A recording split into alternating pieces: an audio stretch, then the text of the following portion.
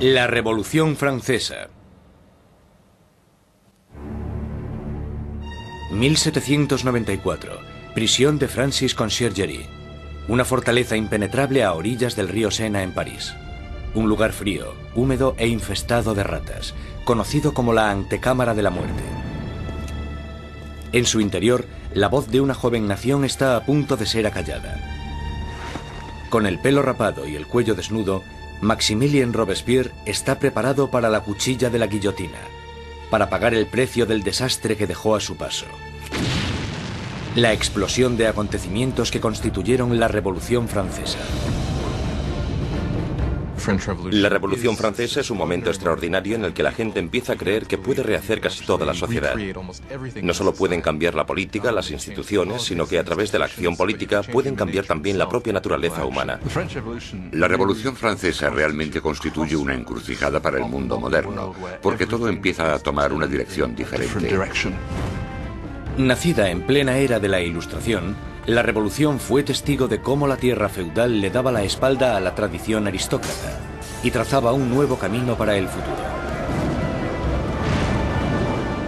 Hará temblar los cimientos de Europa y su impacto afectará al mundo entero. La Revolución Francesa es el acontecimiento más importante de la historia occidental. Hay avances como la Revolución Industrial, el capitalismo, pero en lo que se refiere a acontecimientos no se me ocurre ninguno más importante. Fue la revolución que más alteró las cosas, si consideramos que se deshizo de la Iglesia Católica, de la cristiandad, de la nobleza, del rey, de todo aquello que es tan fundamental antes del nacimiento del mundo moderno. La Revolución Francesa dará de comer a los pobres. Traerá la democracia a Francia y establecerá un nuevo orden en la sociedad. Pero el progreso tendrá un precio. Fue un momento de una extraordinaria esperanza y ambición, y de repente se convirtió en la tragedia más espantosa. Ahora Robespierre está destrozado y derrotado. Pero hace solo 2 días se alzaba como el triunfador de la revolución más grande y sangrienta de toda Europa. Era tan fiel a sus ideales que le llamaban el incorruptible. Era tan poderoso que con la más mínima palabra podía sembrar el miedo en toda la ciudad. Robespierre era un excelente orador. Las palabras eran sus armas. Ahora, silenciadas por un disparo en la mandíbula, espera a que le llegue la misma muerte, rápida y brutal, que él impuso a muchos otros. La Revolución Francesa está a punto de probar su propia medicina.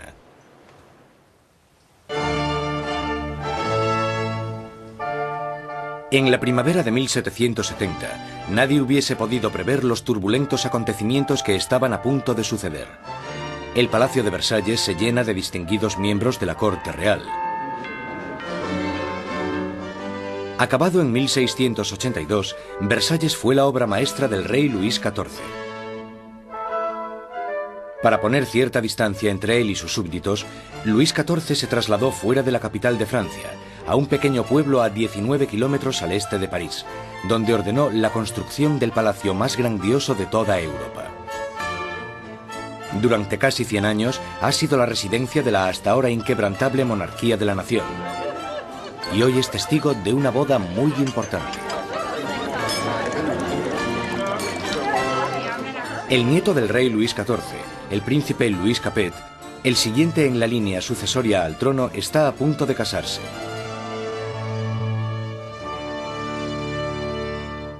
En su noche de bodas, con tan solo 15 años, Louis Capet es un chico tímido e indeciso, y posee pocas de las características propias de un futuro rey, y mucho menos de un marido.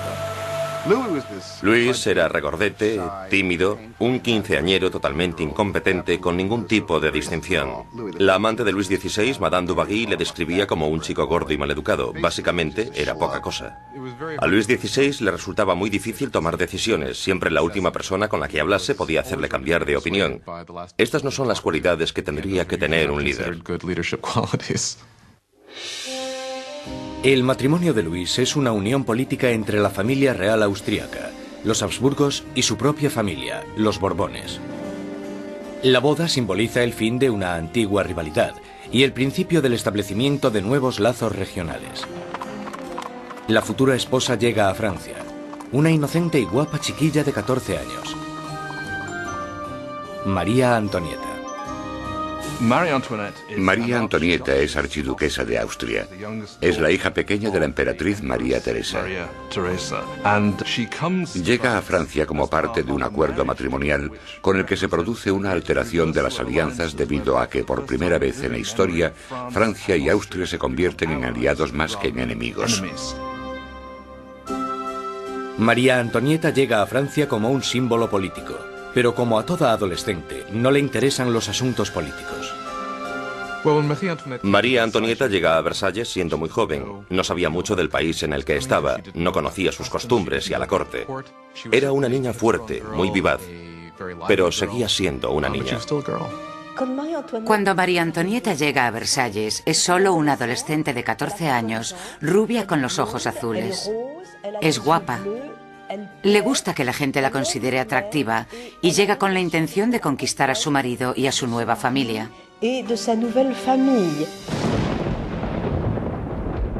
En la noche de bodas cae una tormenta que no hace presagiar nada bueno. Pero en el interior, el esplendor de la ceremonia ilumina el palacio mientras los recién casados se dirigen a su habitación real.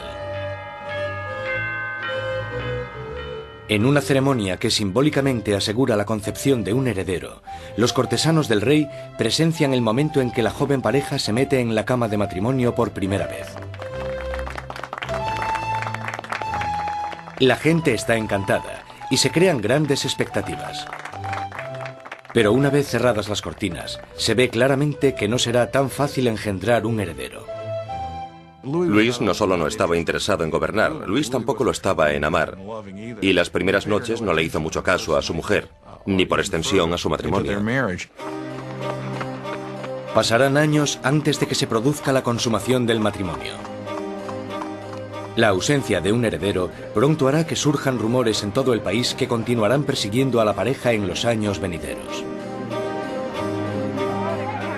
La gran fiesta de la boda continúa durante varios días en Versalles, pero más allá de las puertas de palacio no hay casi ningún motivo de celebración. Años de mala administración por parte de la monarquía han llevado a los franceses a pasar penurias y hambre. Casi una década antes, el rey Luis XV había perdido una guerra de 7 años, luchando contra Inglaterra por América del Norte. El desafortunado conflicto casi arruina a Francia, dejándola sin dinero y sin prestigio. Las arcas del Estado estaban casi vacías. Sin embargo, su población aumentaba día tras día. Con enfermedades como la peste totalmente erradicadas, pocos morían, pero muchos pasaban hambre.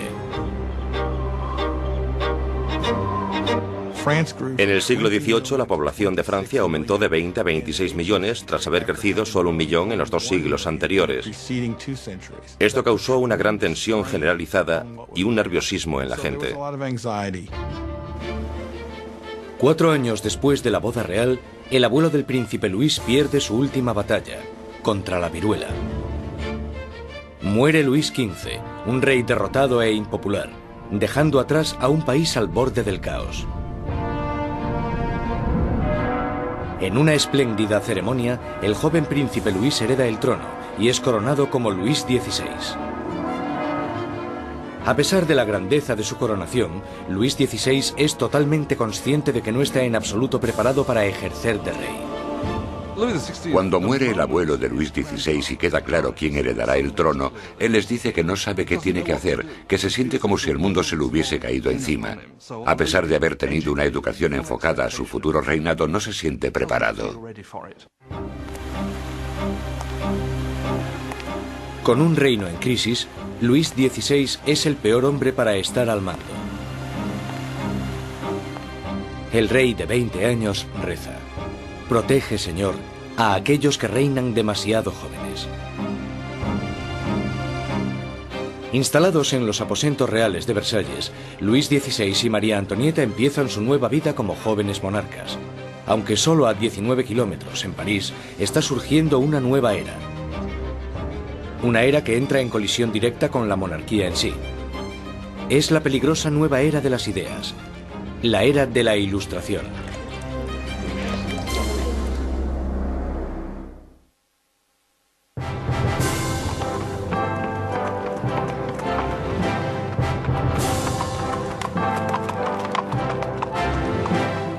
Mientras el carruaje real se va acercando al prestigioso colegio Louis le Grand en París, la gente se aglomera para echar un vistazo a la realeza.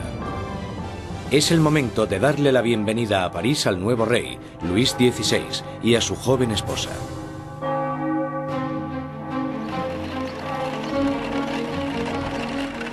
Y a la cabeza del comité de bienvenida está un prometedor estudiante de Derecho, el joven Maximilien Robespierre.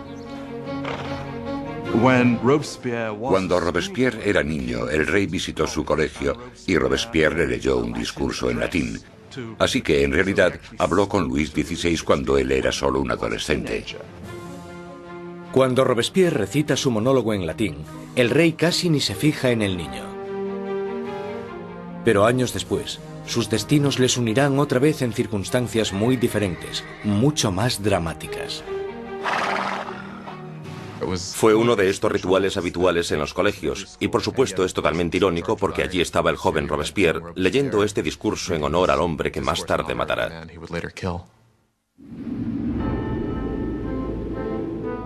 Por ahora, su acogida es cariñosa y sus halagos sinceros. La visita de los monarcas puede que ganase los corazones de la gente, pero sus mentes se están inclinando cada vez más hacia una dirección totalmente diferente. Desde la Edad Media, la sociedad europea se había dividido en tres clases distintas, establecidas en el nacimiento. Había una gran división entre la riqueza de la nobleza y el clero y la pobreza de los campesinos. Entonces, en pleno siglo XVIII, la razón y la ciencia empiezan a cuestionar esta tradición. Envuelto por una corriente de innovación y nueva literatura, París es ahora el centro filosófico del mundo. La ciudad es invadida por nuevas corrientes de conocimiento, se abren nuevas posibilidades. Es la era de la Ilustración. La Ilustración es un movimiento que lo que dice es que desconfíes de la autoridad, que desconfíes de todo lo que te hayan contado antes y que pienses por ti mismo, que lo compruebes tú mismo. En la Europa del antiguo régimen te decían lo que tenías que pensar. El clero y los gobernantes te daban la información. La idea de que una persona con algo de dinero pudiese acceder a través de la alfabetización al conocimiento humano de manera libre era revolucionaria. Surge una nueva élite por todo París. Los aristócratas se reúnen para hablar sobre los escritores de la Ilustración y la floreciente edad de la razón. Voltaire, Rousseau. Nuevas voces se alzan a favor de la libertad, del control del propio destino y, sobre todo, de la igualdad. La pasión por esta nueva literatura se desata sobre todo en las clases altas. Pero mientras las ideas de la Ilustración van adentrándose en otros estratos de la sociedad, la lucha por la igualdad empezará a amenazar el estilo de vida aristocrático. Es una amenaza porque acabarán cuestionándose por qué los aristócratas son los que tienen privilegios. Se preguntan por qué el mundo está dividido de esta manera. ¿No podemos cambiarlo para que sea un mundo mejor? ¿El progreso no es posible? Esto hará que vaya perdiendo fuerza la idea de que la monarquía, la aristocracia y la jerarquía son algo natural. Para ver aplicadas las ideas de la Ilustración, solo había que echar un vistazo al otro lado del Atlántico, donde los americanos luchaban por independizarse del antiguo enemigo de Francia, Inglaterra. El joven rey Luis quiere vengarse de las derrotas de su abuelo en la guerra y ve su oportunidad en la guerra de la independencia americana. Luis confía a la causa un total de 2.000 millones de libras, lo suficiente para alimentar y dar cobijo a 7 millones de ciudadanos franceses durante un año. La inversión marcará el inicio de un colapso económico en Francia. América lleva a Francia a la bancarrota porque para luchar en esta guerra, los franceses tienen que recaudar una enorme cantidad de dinero. Esto lleva a la monarquía francesa a endeudarse para poder luchar en la guerra de la independencia americana. Y es un elemento crucial en la situación financiera de la monarquía francesa. Mientras Luis XVI manda dinero y tropas al otro lado del Atlántico, María Antonieta se ocupa de generar sus propias deudas. La vida en Versalles es una interminable rutina de rituales arcaicos y formalismos. Hay ceremonias para cuando el rey y la reina se levantan, para cuando se visten, para cuando comen, para cuando se van a la cama. Para entretenerse en medio de la monotonía de estos rituales, María Antonieta preside extravagantes desfiles de moda. María estaba obsesionada con una moda ridícula, sobre todo con esos recogidos tipo torre de varios centímetros de altura y que llevaban horas y horas de elaboración y en los que metían todo tipo de ornamentos y frutas. A muchos les parecían una obscenidad. Acabaron representando todos los problemas de ella, de Versalles y a esa cultura. Aparte de esta moda extravagante, María Antonieta se entretiene con los cotilleos de la corte, haciendo apuestas y representando obras de teatro. Cuando empieza a acumular deudas, le ponen el nombre de Madame Déficit. A María le ponen el nombre de Madame Déficit, ya que el país está sumido en un caos económico, y ella sigue gastando en vestidos, joyas y zapatos como si nada. Ella era la Imelda Marcos de su época. De todas las deudas que tiene la reina, la más grande es la que tiene con su país. Un heredero a la corona. En los 7 años que llevan casados, Luis XVI y María Antonieta aún no han concebido un hijo. Ella se encuentra en una situación cada vez más humillante. El trabajo de la reina es darle un heredero varón al trono francés. Y en esa época la gente la criticaba y estaba desilusionada. Decían que el rey nunca se debería haber casado con esa archiduquesa austriaca, porque ahora ni siquiera podía darle un heredero al trono. María Antonieta se encuentra en una situación desesperada. El apetito de Luis por la comida es incuestionable, pero el sexual está claro que no entra dentro del menú. María Teresa, la madre de María Antonieta, se cuestionaba: si una mujer tan guapa como mi hija no puede hacerle funcionar, ¿qué es lo que pasa? Luis XVI y su joven esposa María Antonieta no fueron capaces de concebir un hijo durante 7 años, y esto deslucirá el principio de su reinado. De sobra era conocida su afición de cerrajero. Había un montón de canciones sobre Luis el cerrajero, al que le costaba encontrar el agujero donde meter la llave. El desinterés de Luis XVI por el sexo es visto como una falta de hombría. Después de años de frustración y depresión por parte de la corte, al rey se le diagnostica una enfermedad curable llamada fimosis. Luis tenía una deformidad que hacía que la excitación sexual fuese extremadamente dolorosa, y por tanto no hubo consumación del matrimonio hasta que una operación quirúrgica lo corrigió, pero le aterraba operarse y le llevó años decidirse a hacerlo. Y cuando al final se operó, ¡voilà! Después de una simple operación, la pareja pudo tener su primer bebé, María Teresa. Pero no es fácil reparar el daño que se le ha hecho a la imagen de María Antonieta durante años. Desde principios de 1780, las calumnias habían circulado por todo el país, sátiras pornográficas del rey y de la reina, folletos obscenos que se reían de la impotencia de Luis XVI y retrataban a la reina como una ramera promiscua en una corte pervertida y decadente. Cuando la situación en el campo empeora, la opinión de la gente sobre la monarquía empieza a cambiar. Se producen muchas malas cosechas y la inflación aumenta el precio de la harina, llevando a la escasez de la parte esencial de la dieta francesa, el pan. Pero naturalmente estas privaciones acaban a las puertas de Versalles. Mientras los monarcas continúan viviendo en la extravagancia, las quejas se traspasan al papel. A la corte real se le acusa directamente. ¿Sabe por qué hay tanta gente necesitada? ¿Es acaso que su lujoso estilo de vida devora en un día lo que 1 millar de hombres necesitaría para subsistir?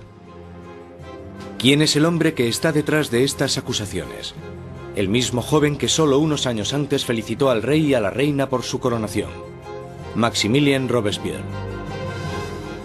La gente pronto tendrá un portavoz que pedirá la libertad y la igualdad por la revolución.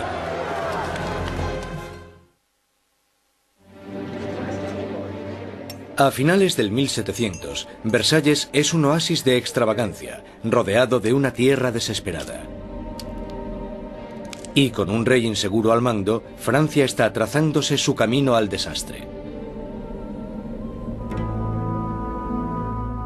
Después de 19 años de matrimonio, Luis tenía 4 hijos. Aún así, como rey sigue siendo impotente. En un intento por demostrar su liderazgo, Luis se mete a hacer reformas financieras. pero su equivocada manera de manejar las finanzas carga a los pobres con muchos impuestos, mientras la nobleza no paga casi nada. Con la economía por los suelos y la gente cada vez más inquieta, parece que incluso Dios está enfadado, golpeando a Francia con el invierno más frío de los últimos 90 años.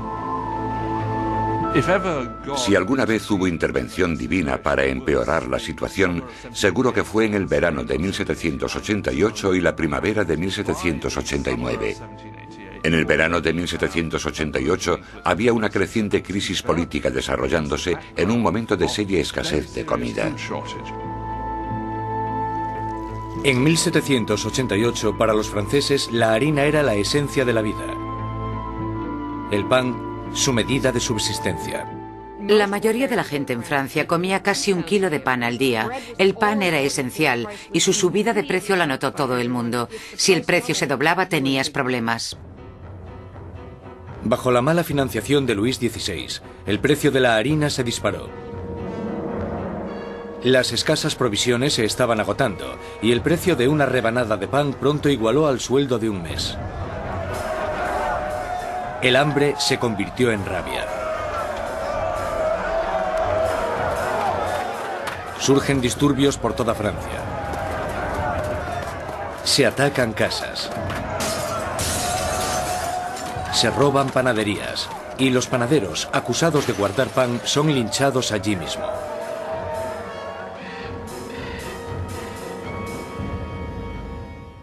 Con la economía destrozada, los bancos fuerzan a Luis XVI a contratar a un ministro de Economía, Jacques Necker. Necker, un pensador progresista, es popular entre la gente de una manera que Luis XVI solo puede envidiar. Durante la primavera del 89, Jacques Necker fue, sin lugar a dudas, el ministro más popular, porque saltó a la luz pública por sus escritos sobre el deber del gobierno de asegurarse de que haya pan y grano suficiente para todos. Con la nación en crisis fiscal, Necker insta a Luis XVI a convocar una reunión con el tradicional cuerpo representativo del reino, los Estados Generales. Es la primera vez en 175 años que se reúne a estos representantes. Políticamente, Francia estaba organizada en los llamados 3 estados. El primero era el del clero, el segundo el de la nobleza y el tercero el de todos los demás. Y según los cálculos contemporáneos, los primeros 2 estados los formaban el 3% de la población y el tercer estado el 97%. Mucha gente pensaba que era muy injusto que este tercer estado, que era la mayoría de la población, tuviese solo 1/3 de los diputados. Consideraban injusto que el Parlamento tuviese 3 cámaras y que las 2 cámaras, la de la nobleza y la del clero, pudieran siempre anular la votación de la plebe. 4 de mayo de 1789. Un destacado joven abogado y político llega a Versalles. Maximilien Robespierre viene a presentarse ante los Estados Generales como diputado, para ser la voz que pida justicia para la gente que él representa, el tercer estado.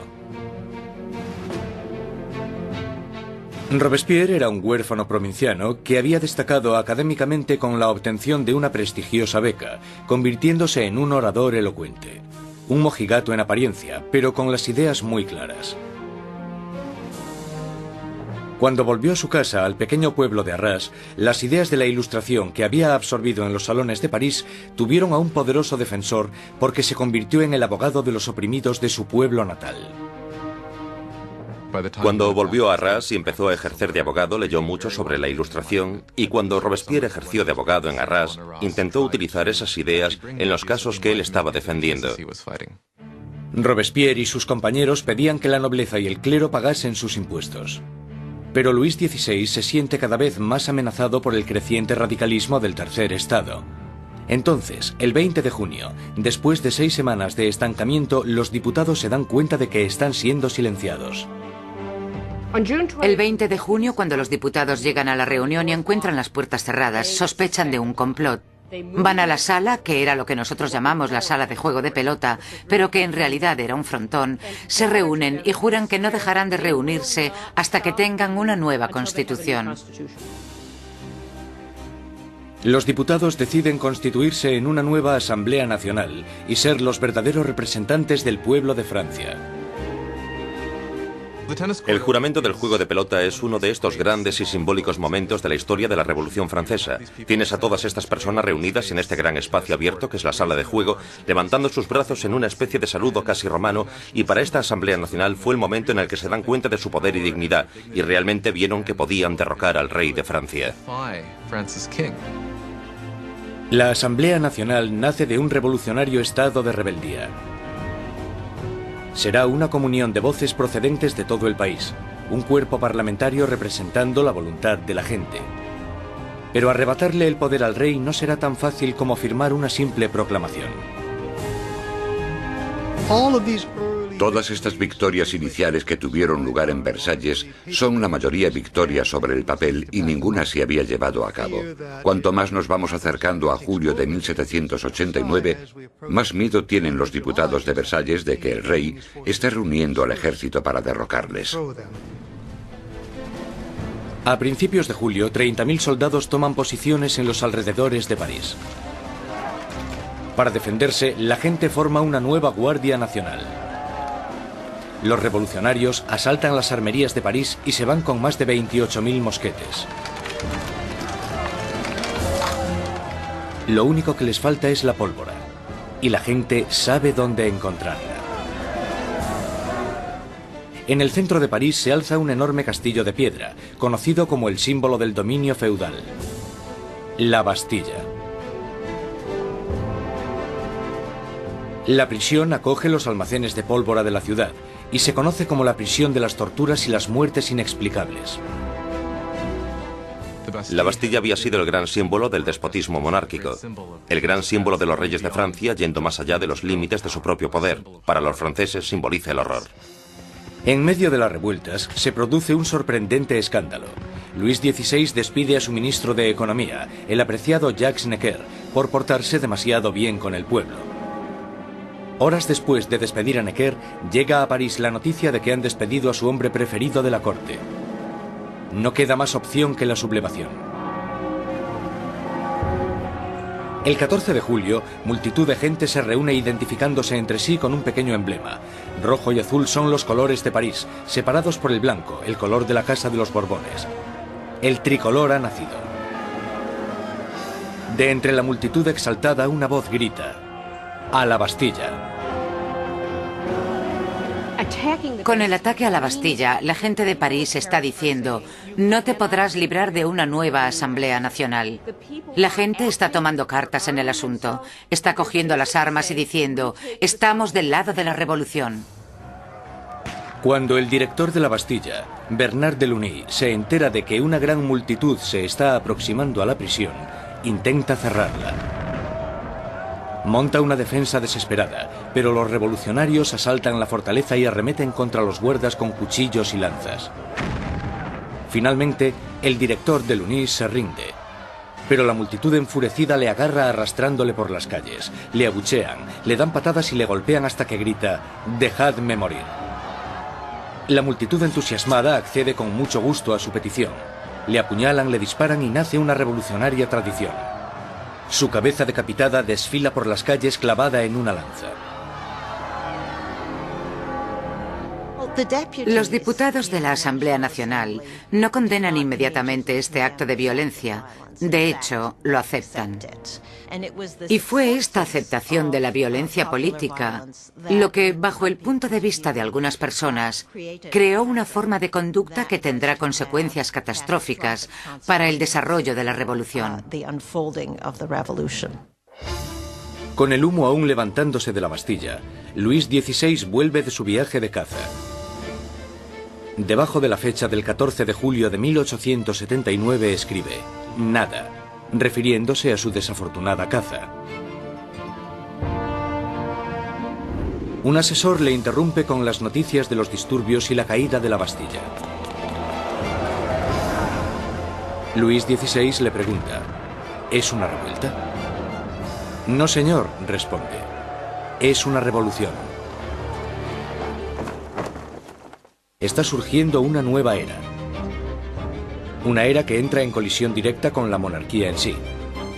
Es la peligrosa nueva era de las ideas, la era de la Ilustración.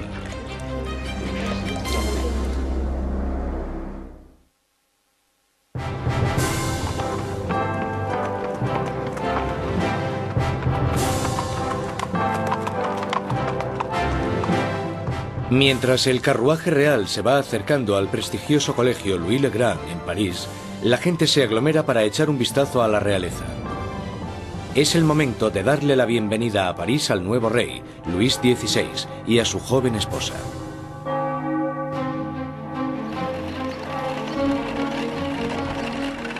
Y a la cabeza del comité de bienvenida está un prometedor estudiante de Derecho, el joven Maximilien Robespierre. Cuando Robespierre era niño, el rey visitó su colegio y Robespierre le leyó un discurso en latín. Así que, en realidad, habló con Luis XVI cuando él era solo un adolescente. Cuando Robespierre recita su monólogo en latín, el rey casi ni se fija en el niño. Pero años después, sus destinos les unirán otra vez en circunstancias muy diferentes, mucho más dramáticas. Fue uno de estos rituales habituales en los colegios, y por supuesto es totalmente irónico porque allí estaba el joven Robespierre leyendo este discurso en honor al hombre que más tarde matará.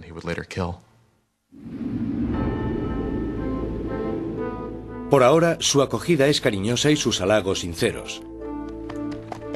La visita de los monarcas puede que ganase los corazones de la gente, pero sus mentes se están inclinando cada vez más hacia una dirección totalmente diferente. Desde la Edad Media, la sociedad europea se había dividido en tres clases distintas, establecidas en el nacimiento. Había una gran división entre la riqueza de la nobleza y el clero y la pobreza de los campesinos. Entonces, en pleno siglo XVIII, la razón y la ciencia empiezan a cuestionar esta tradición. Envuelto por una corriente de innovación y nueva literatura, París es ahora el centro filosófico del mundo. La ciudad es invadida por nuevas corrientes de conocimiento, se abren nuevas posibilidades. Es la era de la Ilustración. La Ilustración es un movimiento que lo que dice es que desconfíes de la autoridad, que desconfíes de todo lo que te hayan contado antes y que pienses por ti mismo, que lo compruebes tú mismo. En la Europa del antiguo régimen te decían lo que tenías que pensar. El clero y los gobernantes te daban la información. La idea de que una persona con algo de dinero pudiese acceder a través de la alfabetización al conocimiento humano de manera libre era revolucionaria. Surge una nueva élite por todo París. Los aristócratas se reúnen para hablar sobre los escritores de la Ilustración y la floreciente edad de la razón. Voltaire, Rousseau. Nuevas voces se alzan a favor de la libertad, del control del propio destino y, sobre todo, de la igualdad. La pasión por esta nueva literatura se desata sobre todo en las clases altas. Pero mientras las ideas de la Ilustración van adentrándose en otros estratos de la sociedad, la lucha por la igualdad empezará a amenazar el estilo de vida aristocrático. Es una amenaza porque acabarán cuestionándose por qué los aristócratas son los que tienen privilegios. Se preguntan por qué el mundo está dividido de esta manera. ¿No podemos cambiarlo para que sea un mundo mejor? ¿El progreso no es posible? Esto hará que vaya perdiendo fuerza la idea de que la monarquía, la aristocracia y la jerarquía son algo natural.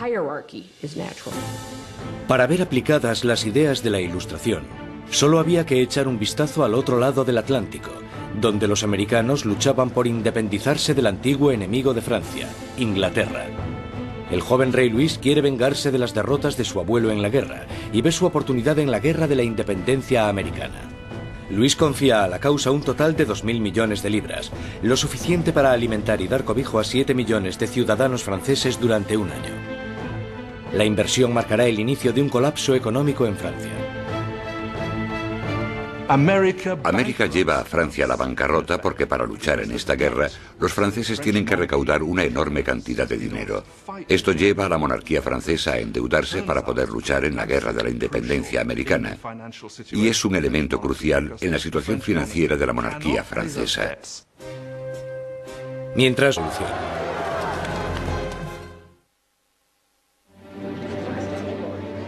a finales del 1700, Versalles es un oasis de extravagancia, rodeado de una tierra desesperada. Y con un rey inseguro al mando, Francia está trazándose su camino al desastre. Después de 19 años de matrimonio, Luis tenía 4 hijos. Aún así, como rey sigue siendo impotente. En un intento por demostrar su liderazgo, Luis se mete a hacer reformas financieras. Pero su equivocada manera de manejar las finanzas carga a los pobres con muchos impuestos, mientras la nobleza no paga casi nada. Con la economía por los suelos y la gente cada vez más inquieta, parece que incluso Dios está enfadado, golpeando a Francia con el invierno más frío de los últimos 90 años. Si alguna vez hubo intervención divina para empeorar la situación, seguro que fue en el verano de 1788 y la primavera de 1789.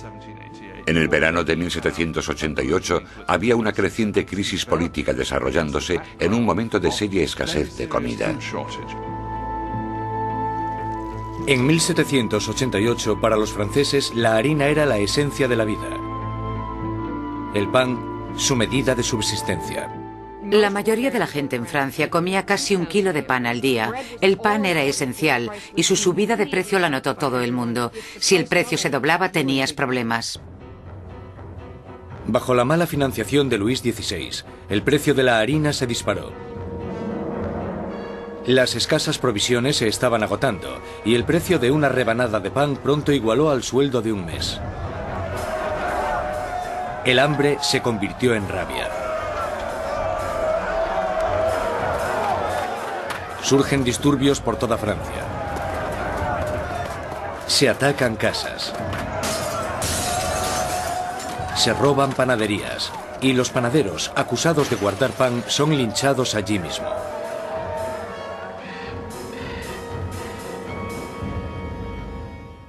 Con la economía destrozada, los bancos fuerzan a Luis XVI a contratar a un ministro de Economía, Jacques Necker. Necker, un pensador progresista, es popular entre la gente de una manera que Luis XVI solo puede envidiar. Durante la primavera del 89, Jacques Necker fue, sin lugar a dudas, el ministro más popular, porque saltó a la luz pública por sus escritos sobre el deber del gobierno de asegurarse de que haya pan y grano suficiente para todos.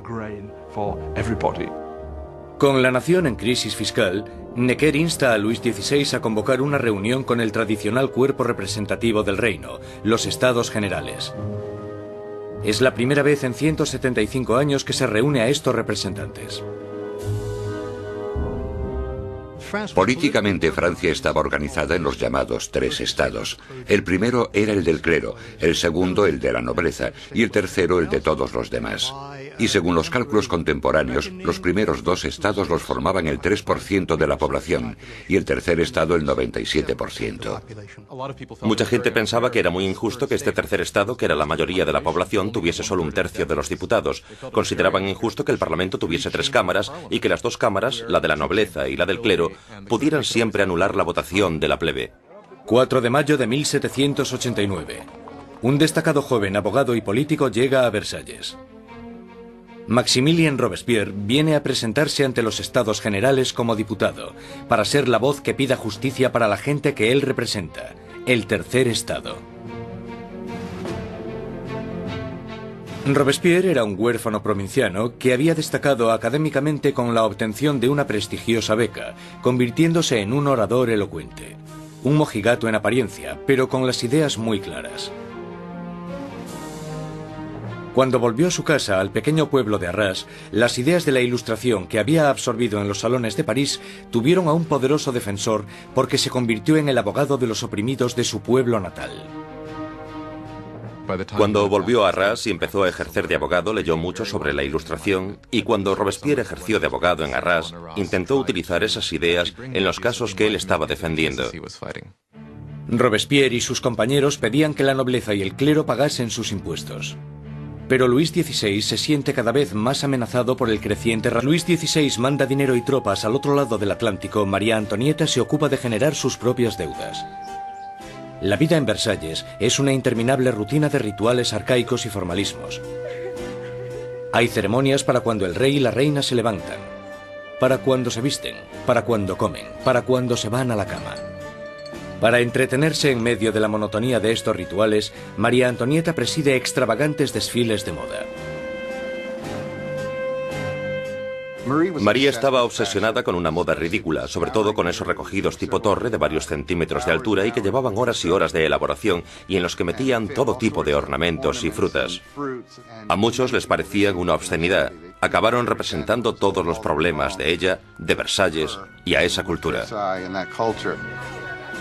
Aparte de esta moda extravagante, María Antonieta se entretiene con los cotilleos de la corte, haciendo apuestas y representando obras de teatro. Cuando empieza a acumular deudas, le ponen el nombre de Madame Déficit.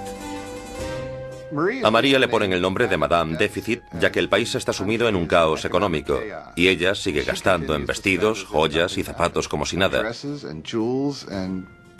Ella era la Imelda Marcos de su época.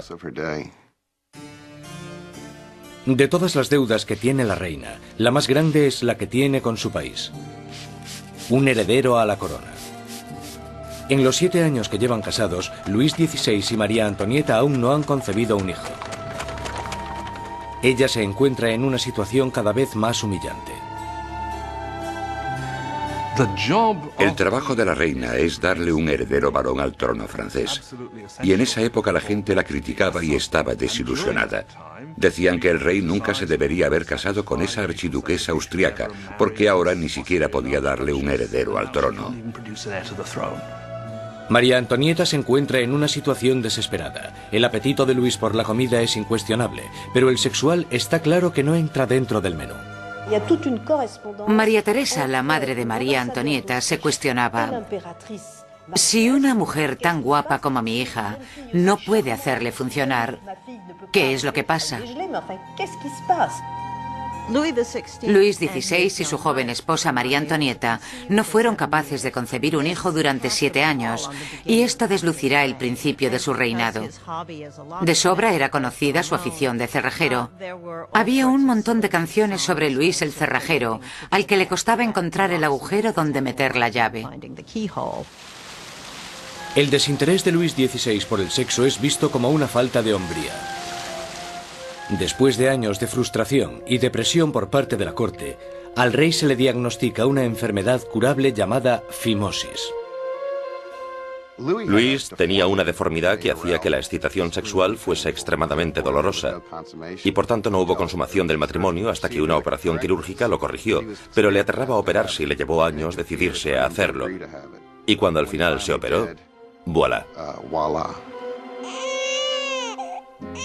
Después de una simple operación, la pareja pudo tener su primer bebé, María Teresa.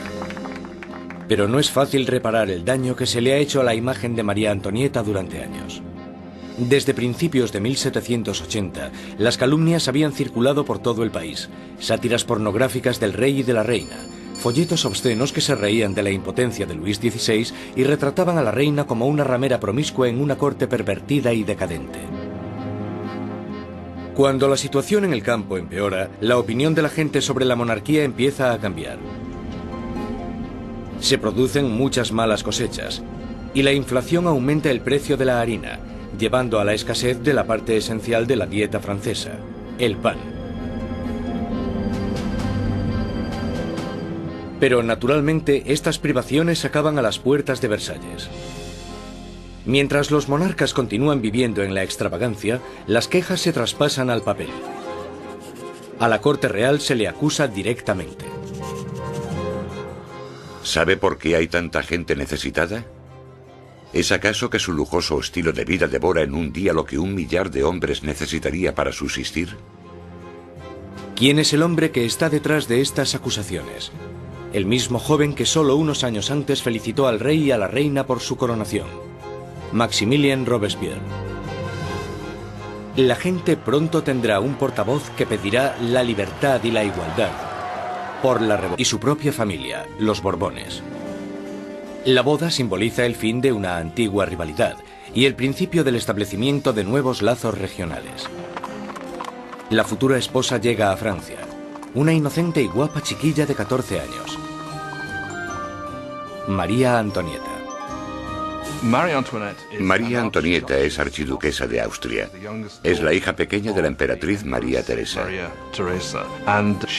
Llega a Francia como parte de un acuerdo matrimonial con el que se produce una alteración de las alianzas debido a que por primera vez en la historia Francia y Austria se convierten en aliados más que en enemigos.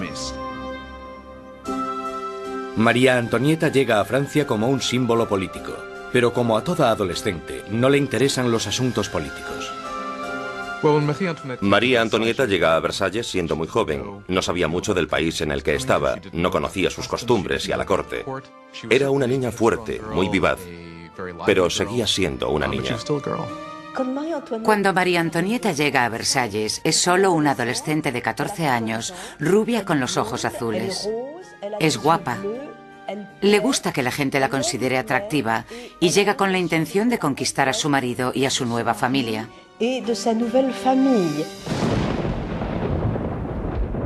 En la noche de bodas cae una tormenta que no hace presagiar nada bueno.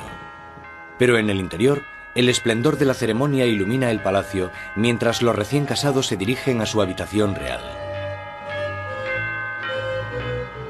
En una ceremonia que simbólicamente asegura la concepción de un heredero, los cortesanos del rey presencian el momento en que la joven pareja se mete en la cama de matrimonio por primera vez.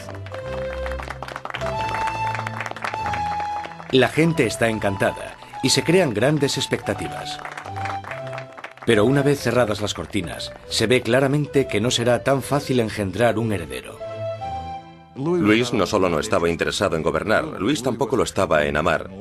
Y las primeras noches no le hizo mucho caso a su mujer, ni por extensión a su matrimonio. Pasarán años antes de que se produzca la consumación del matrimonio. La ausencia de un heredero pronto hará que surjan rumores en todo el país que continuarán persiguiendo a la pareja en los años venideros. La gran fiesta de la boda continúa durante varios días en Versalles, pero más allá de las puertas de palacio no hay casi ningún motivo de celebración. Años de mala administración por parte de la monarquía han llevado a los franceses a pasar penurias y hambre. Casi una década antes, el rey Luis XV había perdido una guerra de 7 años, luchando contra Inglaterra por América del Norte. El desafortunado conflicto casi arruina a Francia, dejándola sin dinero y sin prestigio. Las arcas del Estado estaban casi vacías. Sin embargo, su población aumentaba día tras día. Con enfermedades como la peste totalmente erradicadas, pocos morían, pero muchos pasaban hambre. En el siglo XVIII, la población de Francia aumentó de 20 a 26 millones tras haber crecido solo 1 millón en los 2 siglos anteriores. Esto causó una gran tensión generalizada y un nerviosismo en la gente. 4 años después de la boda real, el abuelo del príncipe Luis pierde su última batalla, contra la viruela. Muere Luis XV, un rey derrotado e impopular, dejando atrás a un país al borde del caos. En una espléndida ceremonia, el joven príncipe Luis hereda el trono y es coronado como Luis XVI. A pesar de la grandeza de su coronación, Luis XVI es totalmente consciente de que no está en absoluto preparado para ejercer de rey. Cuando muere el abuelo de Luis XVI y queda claro quién heredará el trono, él les dice que no sabe qué tiene que hacer, que se siente como si el mundo se le hubiese caído encima. A pesar de haber tenido una educación enfocada a su futuro reinado, no se siente preparado. Con un reino en crisis, Luis XVI es el peor hombre para estar al mando. El rey de 20 años reza: protege, Señor, a aquellos que reinan demasiado jóvenes. Instalados en los aposentos reales de Versalles, Luis XVI y María Antonieta empiezan su nueva vida como jóvenes monarcas. Aunque solo a 19 kilómetros en París,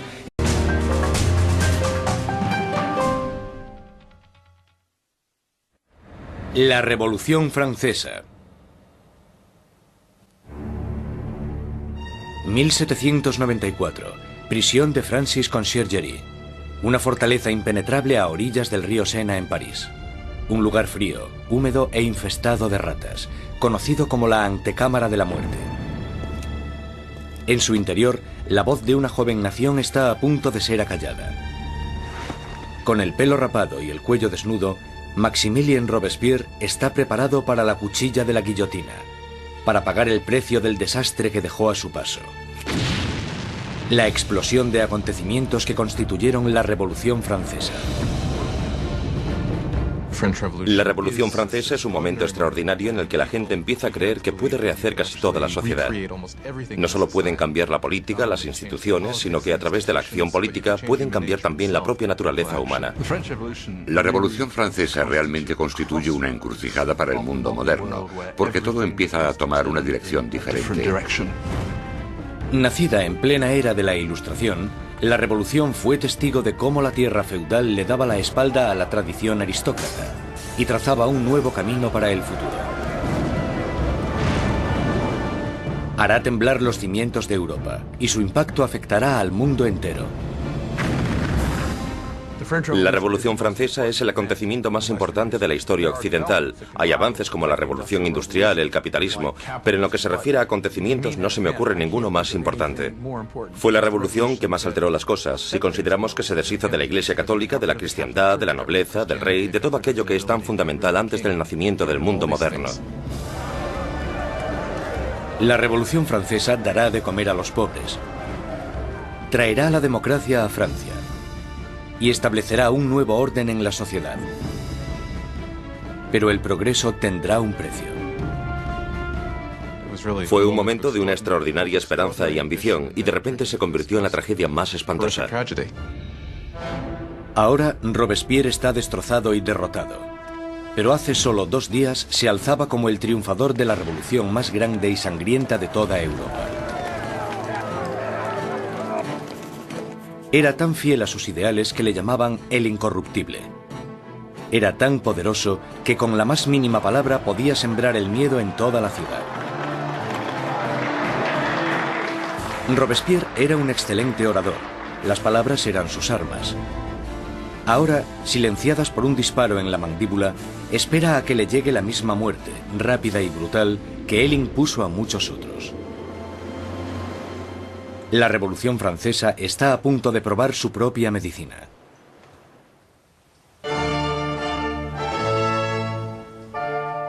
En la primavera de 1770, nadie hubiese podido prever los turbulentos acontecimientos que estaban a punto de suceder. El Palacio de Versalles se llena de distinguidos miembros de la corte real. Acabado en 1682, Versalles fue la obra maestra del rey Luis XIV. Para poner cierta distancia entre él y sus súbditos, Luis XIV se trasladó fuera de la capital de Francia, a un pequeño pueblo a 19 kilómetros al este de París, donde ordenó la construcción del palacio más grandioso de toda Europa. Durante casi 100 años ha sido la residencia de la hasta ahora inquebrantable monarquía de la nación. Y hoy es testigo de una boda muy importante. El nieto del rey Luis XIV, el príncipe Louis Capet, el siguiente en la línea sucesoria al trono, está a punto de casarse.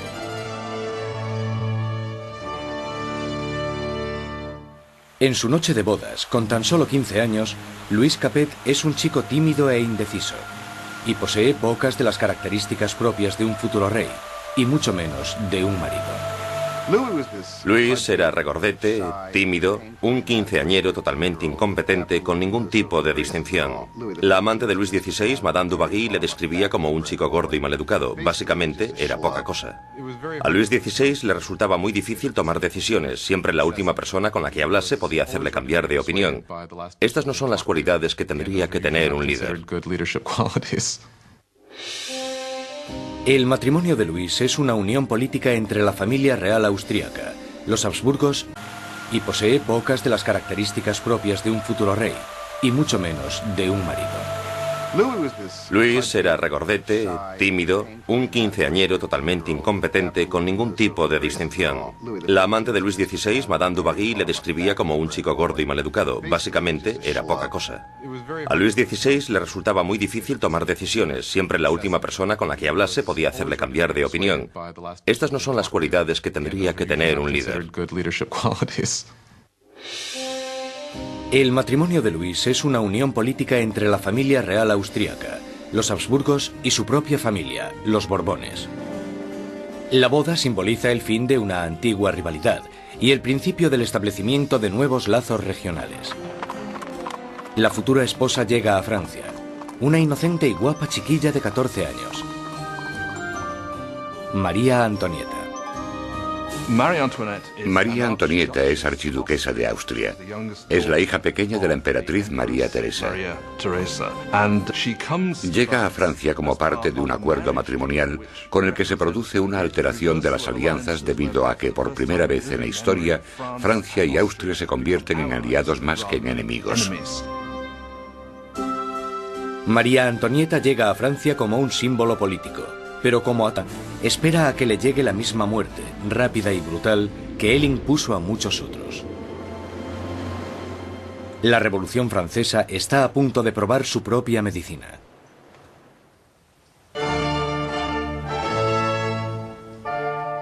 En la primavera de 1770, nadie hubiese podido prever los turbulentos acontecimientos que estaban a punto de suceder. El Palacio de Versalles se llena de distinguidos miembros de la corte real. Acabado en 1682, Versalles fue la obra maestra del rey Luis XIV. Para poner cierta distancia entre él y sus súbditos, Luis XIV se trasladó fuera de la capital de Francia, a un pequeño pueblo a 19 kilómetros al este de París, donde ordenó la construcción del palacio más grandioso de toda Europa. Durante casi 100 años ha sido la residencia de la hasta ahora inquebrantable monarquía de la nación. Y hoy es testigo de una boda muy importante. El nieto del rey Luis XIV, el príncipe Louis Capet, el siguiente en la línea sucesoria al trono, está a punto de casarse.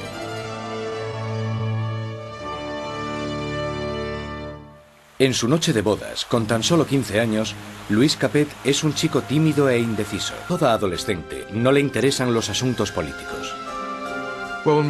María Antonieta llega a Versalles siendo muy joven. No sabía mucho del país en el que estaba, no conocía sus costumbres y a la corte. Era una niña fuerte, muy vivaz, pero seguía siendo una niña. Cuando María Antonieta llega a Versalles, es solo una adolescente de 14 años, rubia con los ojos azules.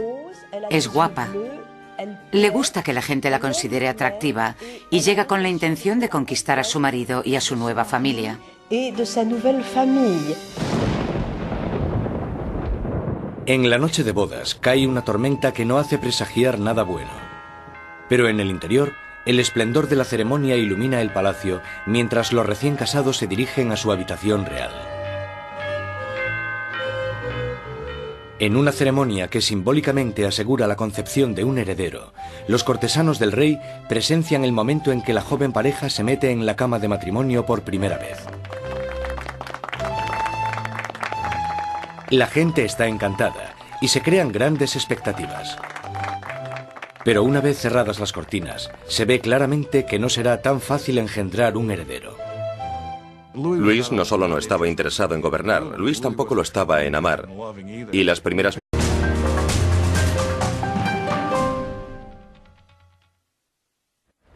La Revolución Francesa.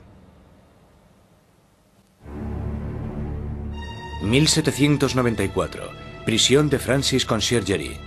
Una fortaleza impenetrable a orillas del río Sena en París. Un lugar frío, húmedo e infestado de ratas, conocido como la antecámara de la muerte.